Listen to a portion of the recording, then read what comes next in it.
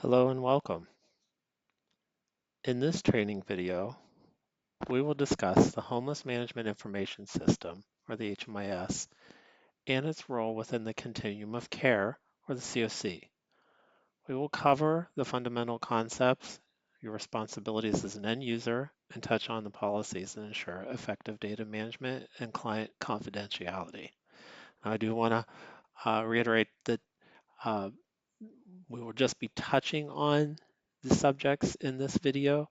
So if you would like more detailed information about an HMIS or what a CoC is after you've watched this video, reach out to your HMIS support staff at Treasure Coast Homeless Services Council.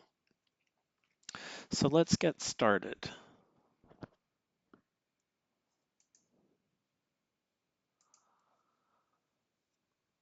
Here are the topics that we will be covering during this training video. So we'll talk about what is HMIS, what is a CoC, HMIS community partners, HMIS end user, data protection, and data collection. So what is HMIS? HMIS stands for Homeless Management Information System. The short version of the explanation shown here is it's a locally administered electronic database designed to collect, store, and analyze data on individuals accessing homeless services. So why do we use HMIS?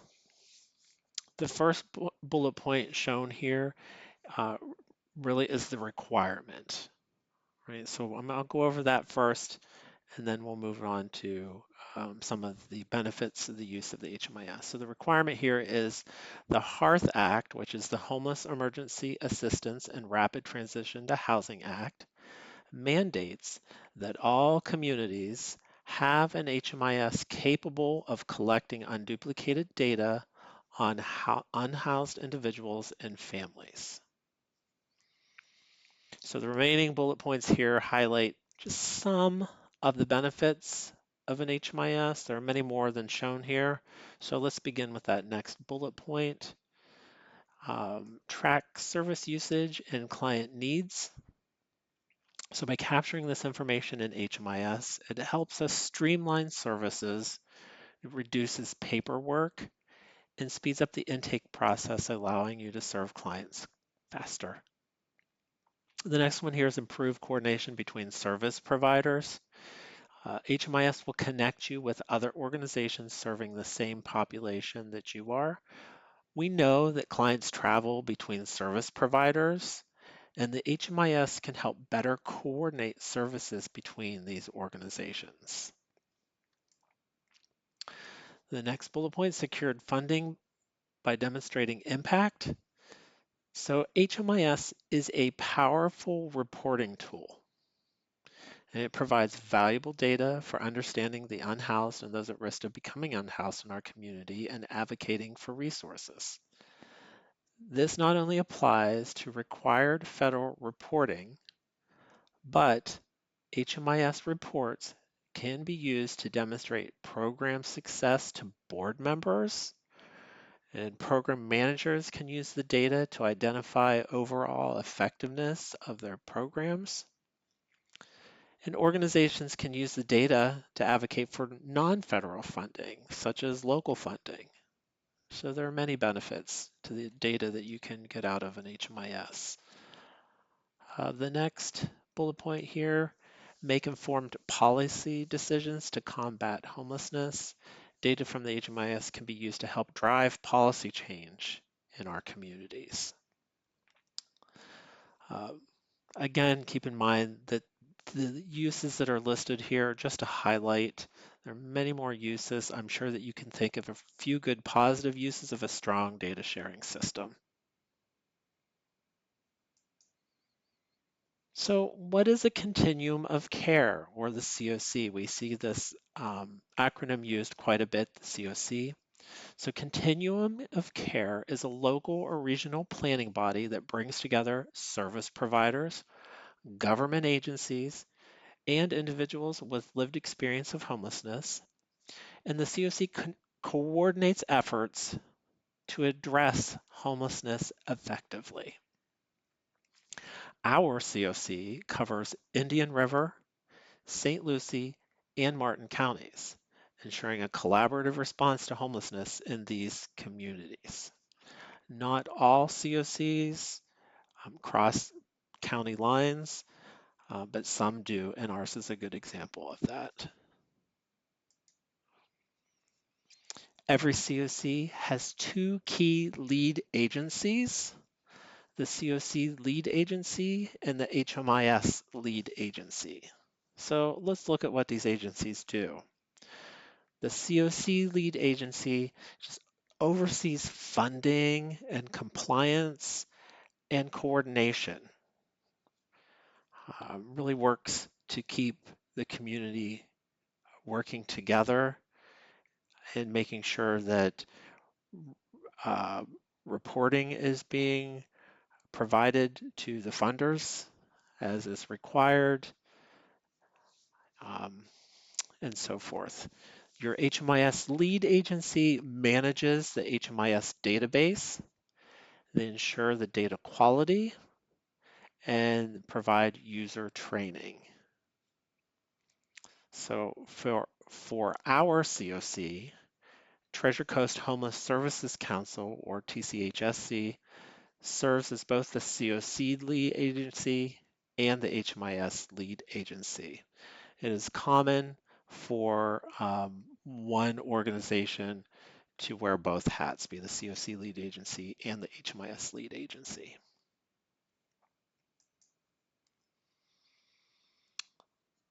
All right, so moving on here to this next slide about accessing HMIS as a community partner.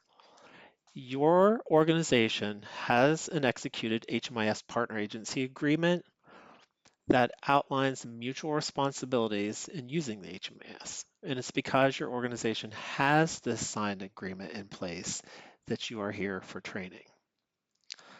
Now, organizations in the community do not have to be receiving continuum of care funding to be a partner agency and to have access to the HMIS. In other words, organizations don't have to be funded through the continuum of care. They don't have to be receiving those funding. They can be receiving uh, funding from local sources or directly from donors. Um, they do not have to be receiving CoC funds in order to participate in the CoC and have access to the HMIS. A good example is churches. Typically, like a community outreach program that is run by a church is funded internally. So in this example, the church receives no government funding, but because there are a church or registered religious organization who is serving the unhoused population, they are eligible to be a partner agency and have access to that HMIS. So let's look at some other agencies, organizations, types that are eligible. Nonprofits, so it must be a registered nonprofit. Charitable organizations, again, churches and religious groups, private foundations, and political organizations like local government. And again, if you have any questions about CoC membership or HMIS access, reach out to your lead agency support staff. Okay, so your role as an HMIS end user.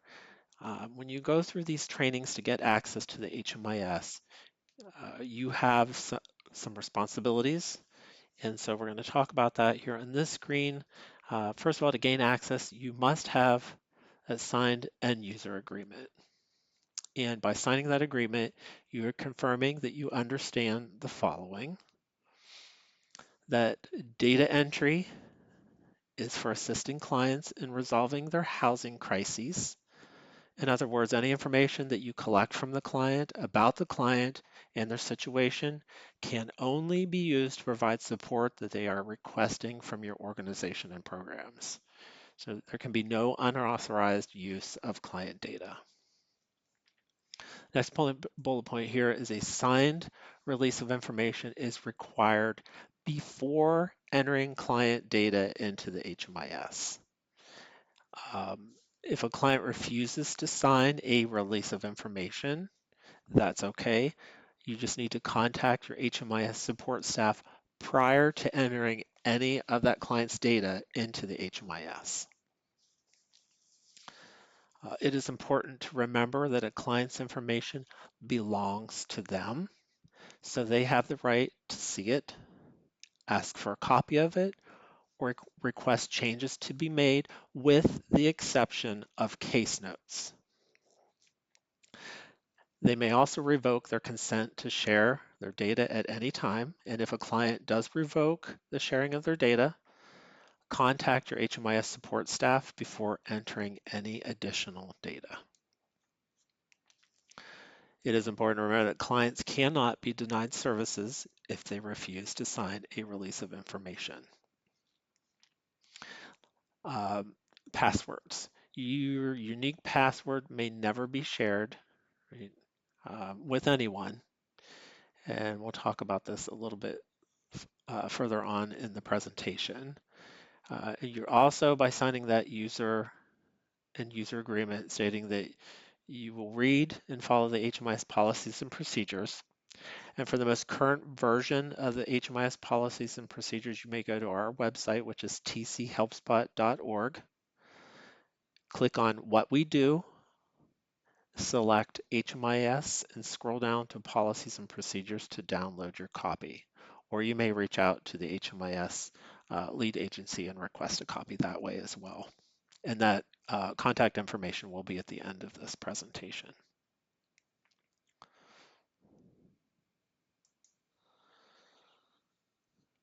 Okay, so now we're going to talk about data protection. So as an employer volunteer of an HMIS partner agency, you are responsible for ensuring the security and confidentiality of client data. So we've broken this out into two groups here, account security and client confidentiality. So let's talk about account security. Each HMIS end user has a unique login ID that must never be shared. Typically, we use your work email address as your login ID. Your passwords may not be shared, written down, or posted where anybody else can access them. So don't write your password on a Post-it note and put it under your keyboard. And again, passwords expire every 90 days, and you will not be able to reuse passwords that you've previously used. You will have to create a whole new password. Let's move over here to client confidentiality. Conduct client interviews in private spaces to prevent unauthorized individuals from overhearing sensitive information, very important.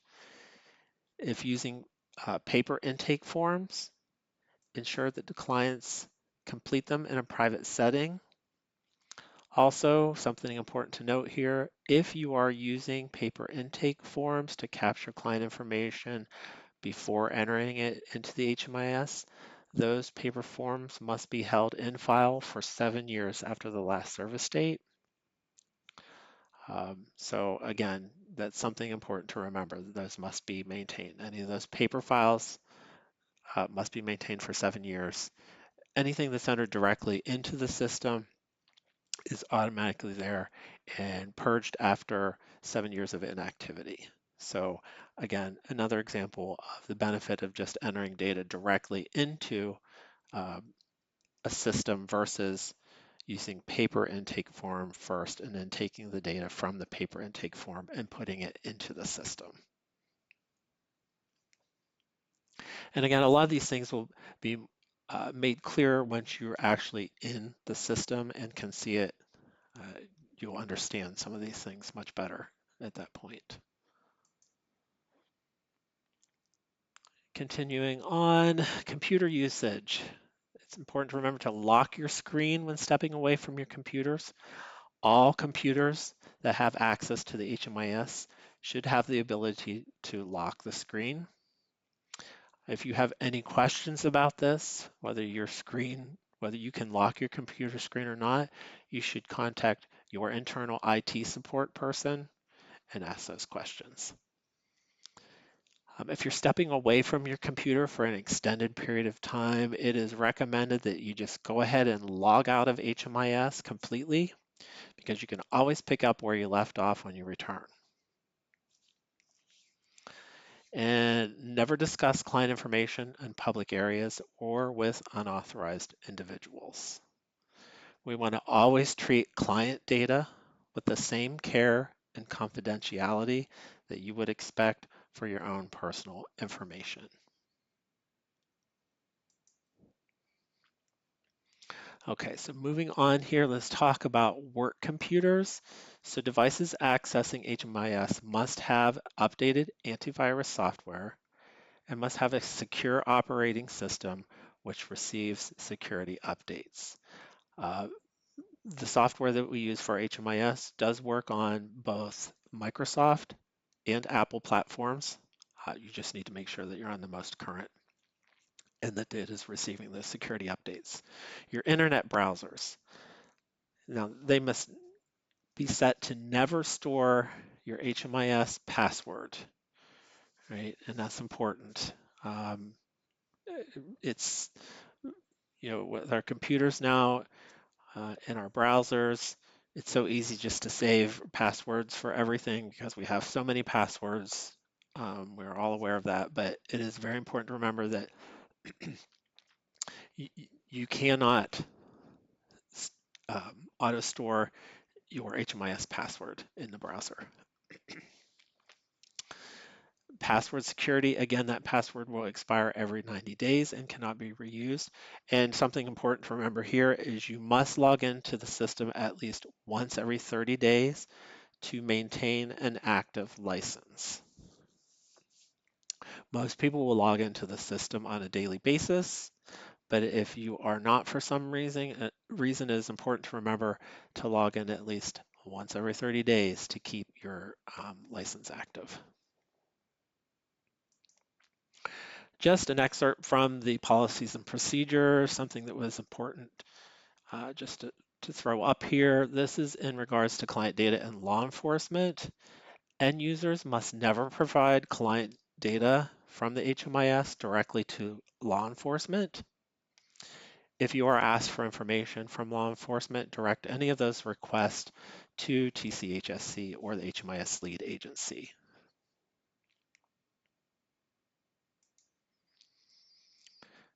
Okay, the next slide, this slide here, we're going to talk about required data collection. There are data elements, there's some that are called universal data elements, which is what we're going to talk about here. These are required to be entered from every organization using the HMIS. And again, another acronym here is UDEs, same thing as universal data elements. So here, the data elements are broken out by when they are collected. And again, these will make more sense when you see the data elements within the HMIS software. But let's run down through these required data elements. So at record creation, when you're creating a new record in the system, you must have the client name, social security number, date of birth, race and ethnicity, gender, and veteran status. At project enrollment or program enrollment, you must capture disabling condition, project start date, relationship to head of household, the enrollment CoC, and prior living situation. At project exit or program exit, you're going to capture that project exit date and the destination. And at housing move-in, we need to capture that housing move-in date.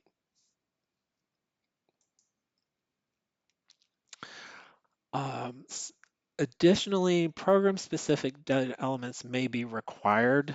So some types of programs are required to capture additional data. And this is a few examples of the different types of data that may be required based on program type. So financial information, which could be income or non-cash benefits, health conditions, which can be disabilities, chronic health issues, HIV, AIDS, mental health, substance use, a domestic violence history, current living situation, an engagement date, coordinated entry assessment and events, and bed night date tracking for shelter programs. Again, the type of data that you would collect or program-specific data will be based on your organization and program. And again, it will all make more sense once you're actually in the system. Okay, so we are coming to a close here. It's important to remember that your role in accurate data entry and client privacy protection is critical to the success of our shared mission. And as always, if you ever have any questions, need assistance, or require additional training, please contact your HMIS support staff. The email address is shown here. It will also be on the next screen. And thank you for your commitment to supporting unhoused individuals and families in our community. Together, we can and will make a difference. And thank you for watching.